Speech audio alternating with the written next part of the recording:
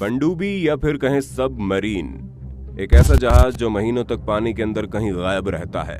एक ऐसा जहाज जो रहता तो भले ही पानी के अंदर है, लेकिन फिर भी वहां पीने का भरपूर पानी उपलब्ध नहीं होता। एक ऐसा जहाज जहां सांस लेने के लिए ठीक से ऑक्सीजन नहीं मिल पाती। और इस कठिन परिस्थितियों में उस जहाज में रहकर हमारे देश की रक्षा करने वाले हमारे देश के ऐसे जाबाज, जिसे धूप देखे भी कई महीने बीत जाते हैं, जहां हमारे देश के नौसैनिकों की सीमित मात्रा में भोजन, कुछ घंटों की नींद और हफ्तों तक बिना नहाए रहना पड़ता है। और आज हम इस वीडियो में आपको बताएंगे कैसे हमारे नौसैनिक इस कठिन परिस्थिति में रहकर देश के सरहदों की सुरक्षा करते हैं। कैसे काम करता है सबमरीन? सबमरीन यानी पानी में चलने वाली एक ऐसी जहाज होती है जिसे हिंदी में पनडुब्बी भी कहते हैं। इस जहाज की सबसे खास बात ये होती है कि ये जहाज समुद्र की गहराइयों में गोते लगा सकता है। और इतना ही नहीं, कई महीनों तक ये लगातार समुद्र के भीतर रहकर अपने दुश्मनों की निगरानी कर सकता है।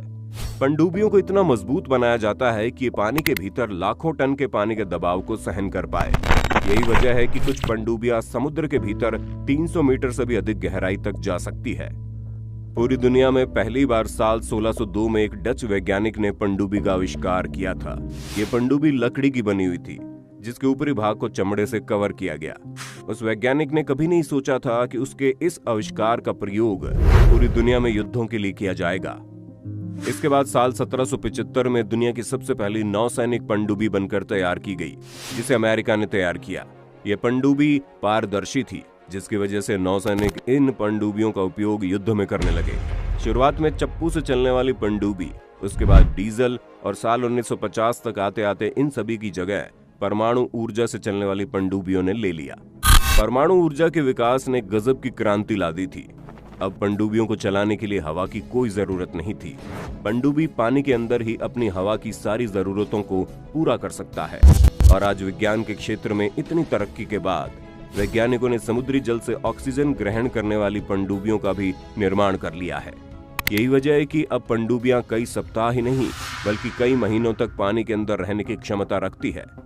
आज के समय में पूरी दुनिया में सबसे अधिक परमाणु ऊर्जा से चलने वाली सबमरीन को ही बनाया जा रहा है, जिसके अंदर मॉडर्न टेक्नोलॉजी की मशीनें भी लगाई जा रही हैं, जो महीनों तक पानी में रहने के साथ साथ सैकड़ों किलोमीटर दूर पानी में छुपे दुश्मनों को भी ढूंढ निकालने की ताकत रखता है। कैसे रहते हैं नौसैनिक? सबमरीन के अंदर की जिंदगी बड़ी कठिन होती है, जहां ऐसी परिस्थितियों में काम करना पड़ता है जिसकी आप कल्पना भी नहीं कर सकते। सबमरीन के अंदर बहुत ही कम जगह होती है, क्योंकि सबमरीन के अंदर मौजूद अधिकतर जगहों पर तमाम तरह की मशीनें मौजूद होती हैं। महीनों तक पानी के अंदर होने की वजह से पनडुब्बी में रहने वाले नौसैनिकों को धूप देखे बिना कई महीने गुजारने पड़ते हैं। पनडुब्बी में तैनात सभी सैनिक जैसे ही समुद्र के भीतर समुद्र की गहराइयों में गोते लगाते हैं, उनका बाहरी दुनिया से संपर्क लगभग खत्म हो जाता है। पनडुब्बी में रहने वाले सैनिकों को जब किसी मिशन पर भेजा जाता है, तब उन्हें खुद भी मालूम नहीं होता कि उनका मिशन क्या है और इस मिशन के लिए उन्हें कितने दिनों तक समुद्र के भीतर गश्त लगाने की जरूरत है, और उनका सामना कितना खतरनाक दुश्मनों से होने वाला है, और उनके वापस आने की संभावना कब और कितनी है। बिना नहाए गुजरता है दिन।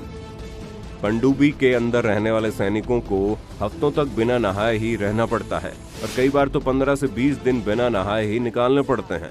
महीनों तक पानी के अंदर रहने की वजह से पनडुब्बी के अंदर खाने और पीने की बहुत ही लिमिटेड क्वांटिटी होती है। हर सैनिक के लिए खाना और लिमिटेड पानी फिक्स रहता है।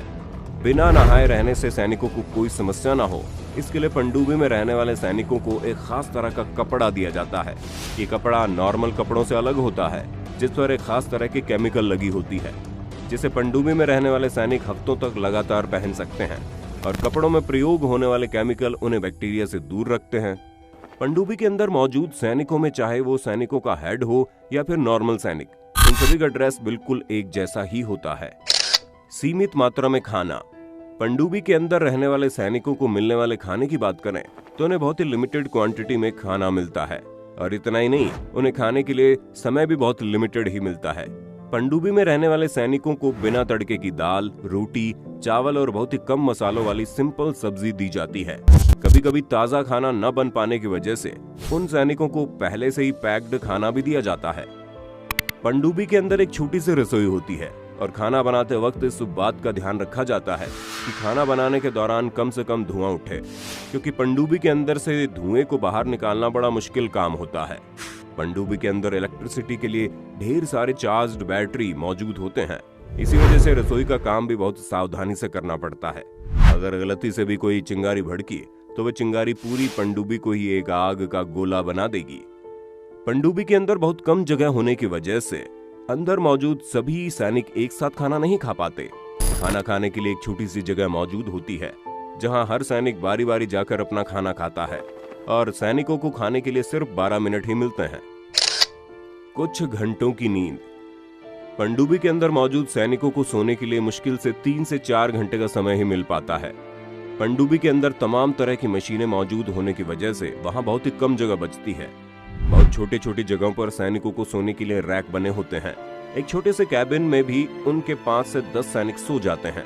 समुद्र की गहराइयों में कम ऑक्सीजन और घबराहट की वजह से बहुत से सैनिकों के लिए सोना मुश्किल हो जाता है। हर पल खतरे के बीच जिंदगी। समुद्र के भीतर सैकड़ों मीटर की गहराइयों में मौजूद किसी पनडुब्बी में काम करने वाले हर सैनिक की कोई न कोई खास काम जरूर होता है। अगर एक सैनिक भी अपने काम में जरा सा भी चूक कर दे तो पूरी की पूरी पनडुब्बी खतरे में आ सकती है। और इसके साथ ही पनडुब्बी में रहने वाले 9 सेनाओं को हर वक्त दुश्मनों से चौकन्ना रहने की जरूरत भी पड़ती है। इससे साफ जाहिर है कि पनडुब्बी के अंदर की जिंदगी कितनी खतरनाक और मुश्किल भरी होती है। दोस्तों, अगर हम बात अपने देश भारत की करें तो साल 1967 में भारत की पहली पनडुब्बी कलवरी को भारतीय नौसेना ने शामिल किया, जिसे 30 सालों की सेवा के बाद 31 मार्च 1996 को नौसेना ने रिटायर कर दिया।